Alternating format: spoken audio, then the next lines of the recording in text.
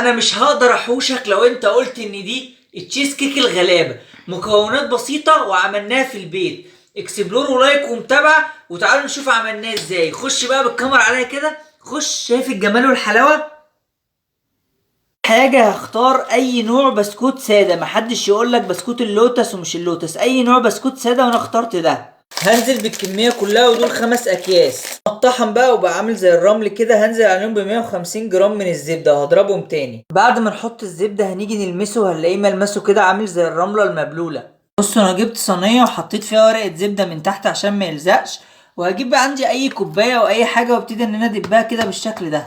ممكن ندخله بعد كده الفريزر لمدة ساعتين، وممكن ندخله الفرن لمدة 15 دقيقة او 10 دقايق على درجة حرارة 150. فالاسهل ان انا ادخله الفرن عشان الوقت. هعمل الطبقة التانية كيس من الكريم الشانتيه، بس يكون كريمة لباني. شوية لبن بس يكون ساقع. هفضل اضرب بقى لمدة 15 دقيقة. بصوا بقى، دي جبنة كريمي. لو انتوا مش عايزين تشتروها ممكن تحطوا مكانها جبنة نستو عادي. عندكم امكانية سكر بودرة حطوا سكر بودرة، لو ما عندكوش حطوا حب واضربوه كويس عشان يدوب. هنزل بقى بكل اللي انا عملته هنا. ده بقى صوص من التوت. انت ممكن تحط الصوص اللي انت عايزه، فراولة، اللي انت عايزينه حطوه.